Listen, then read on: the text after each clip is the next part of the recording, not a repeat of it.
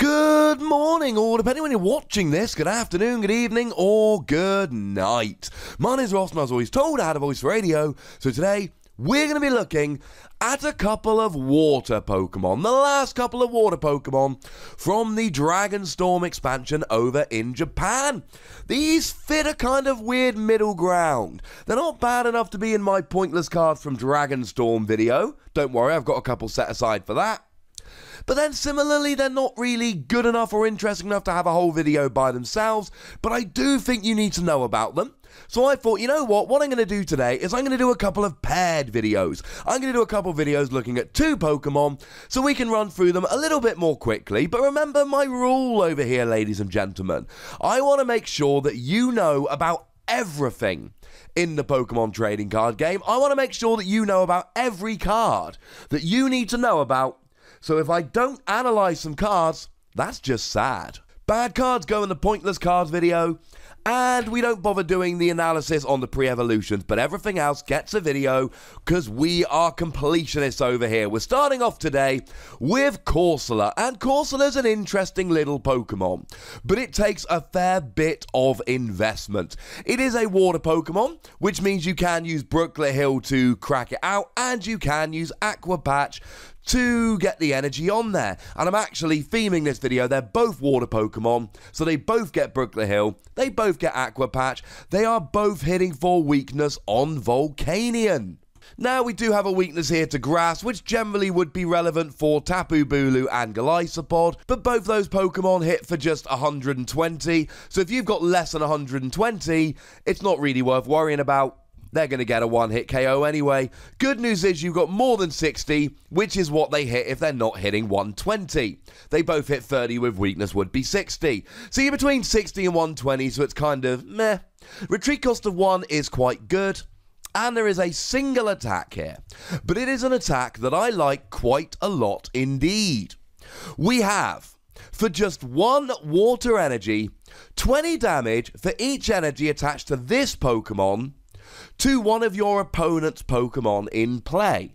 This is a very interesting card that essentially can hit the bench for potentially ridiculous damage. If your opponent is building up a Ho-Oh on the bench and you're worried about that 4 energy Ho-Oh coming in and wrecking your deck, then all you need to do is put 10 energy on a Corsola, and then you can just hit the bench for 200 damage, get a one-hit KO on that Ho-Oh before it ever becomes active and does you any harm.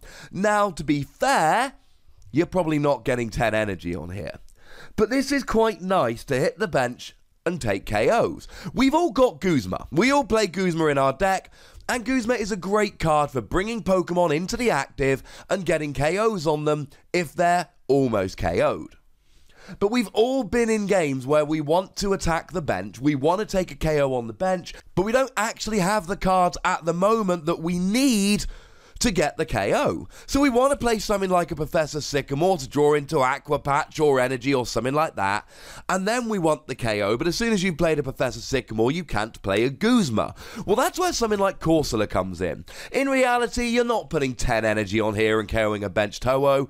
You're putting 3 energy on here and KOing your opponent's only Zorua on the bench, so you know they're not going to have a Zoroark next turn because you can put 3 energy on and hit 60 to the bench every turn, but you can't Guzma every turn. Not realistically, you need to draw some cards. Or maybe you use a Guzma yourself, bring a high retreat Pokemon like an Octillery into the active, and then sit there with Corsola, just hitting 40 or 60 damage to the bench every turn, while you hope that your opponent isn't able to draw into a switching card like a Floatstone or a Guzma of their own. Or maybe you get a Pokemon, let's say a Tapu Lele, you hit it for 130, they've got 40 HP remaining, you need to go and hit the bench, so you can take a 2-prize knockout. 2 energy on a Corsola will do it. In Expanded, of course, we've always got Blastoise, which will get the energy on there nice and quickly, but generally speaking, you're going to want to put the energy on something like a Keldeo, rather than really worrying about Corsola. Corsola's a niche Pokemon, but it's the kind of Pokemon that you would put in a deck, and you would use occasionally, and once or twice every 2 or 3 games, you would take a couple of KOs and it would make a difference. It's a free Wassy card. It's a classic free Wassy card, because you pop it in your binder and you may or may not use it in the future just as a one-off in a water deck. And with stuff like Aqua Patch and Blastoise, that becomes easier to do. Secondly, in this particular video, we are looking at Milotic. Now, Milotic is a Stage 1 water Pokemon, so everything we said about Corsola still holds true. It will be KO'd by a Tapu Bulu and a Golisopod regardless of weakness, unless Tapu Bulu uses a Horn Attack or Golisopod uses First Impression but didn't become active this turn, in which case they're heading 60 with weakness. Although 120, as I've made the point in a bunch of videos, really bad amount of HP, because it's just the perfect amount of HP for a Zoroark to get a one-hit KO. Retreat cost of 1 is also pretty nice here, and we've got a couple of attacks. 1 water energy, 30 damage plus confusion. It's Espeon GX's Psybeam, which we've seen used over and over again to great effect over the past couple of years. What's the big difference between this and Espeon? Energy Evolution Eevee. Because if you're playing an Espeon here, you can pop an Eevee down, going second on your first turn, attach an energy, immediately evolve up, and that's really nice. You lose that turn of speed here. It's still a useful attack like it has been for Espeon, but not having Eevee just loses you that little bit of speed here. It also means you've got to use something like an Ultra Ball in order to search out the Milotic, or you've got to play a Cynthia and hope you draw into Milotic, etc. Not an issue with Eevee. This is a good attack like it was for Espeon, but make no mistake about it, the fact that you've got 120 HP and you can't cheat evolution does make it significantly worse than Espeon, even though it is still 1 energy, 30 damage plus confusion. Second attack here, 3 water energy, 40 damage, plus 40 to 2 of your opponent's bench Pokemon. So essentially you're doing 40 to the active and 40 to each of 2 bench. You're doing 120 damage in total. And on the one hand, this is really nice, this is a fair amount of energy, and if you're using something like Tapu Lele from Ultra Prism, maybe with a counter energy, then you're rocking and rolling here. But the thing is, there's 2 big downsides with this attack. Big downside number 1, the energy cost. You can use counter energy, you can use Aqua Patch, but it's still free water energy, which is very expensive. Giant downside number 2, it's 40. If this attack did 60 and was able to get KOs on bench Zoruas and bench Rolts, etc., oh my goodness, I would love it. It would be an amazing attack and one to really rush and try and Aqua Patch onto Milotic to get this going as fast as you possibly can. But that's not where we are, ladies and gentlemen. Unfortunately, where we are is a format where 40 doesn't do a huge amount. And you might be thinking, hey, I can get a KO on a bench Magikarp. No, you can't, ladies and gentlemen, because nowadays we can all use the one from Crimson Invasion, which essentially has a bench barrier ability, meaning it can't be hit on the bench.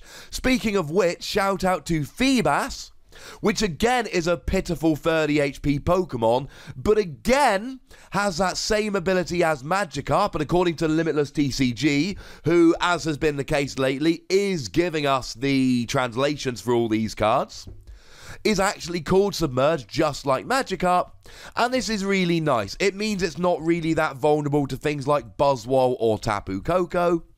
But honestly, ladies and gentlemen, as much as I like the first attack, it's not as good as Espeon GX.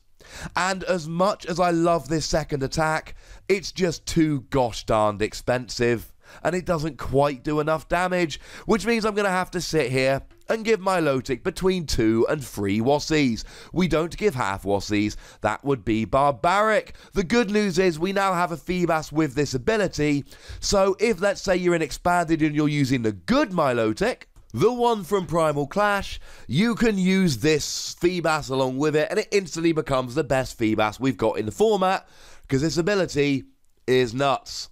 There we go, ladies and gentlemen. So, couple new cards for you today, and you know what? They're not amazing cards, but they are useful cards. They are cards to take into account. And anytime anybody tells me, oh, Ross, this card isn't good, blah, blah, blah, I just tell them Reunicus Black and White. because everyone thought that card was garbage when it came out, and then it got second at Worlds. And honestly, right, if Worlds wasn't timed, it would have won Worlds. But as with all of this, ladies and gentlemen, I want to hear your opinion. How good is this new Feebas? How good is Milotic? How good is Corsola? Quite a lot for one video, so give me your opinions in the comment section. Go nuts, but remember the rule: be nice. Make sure you like this video, subscribe to this channel, follow me on Twitter at @TheWossy, and Twitch for some live action at twitch.tv/PTCGRadio. If you want to support the channel and get some bonus podcasts, I think you should, head on over to patreon.com/PTCGRadio. And do check out my other channel, Wossy Plays. There's Dragon Ball action, there's video game action. It's fun times. But by far, the most important thing as always is to look after yourselves until next time. Thank you very much for watching. My name's Ross, and you've been watching PTCG Radio.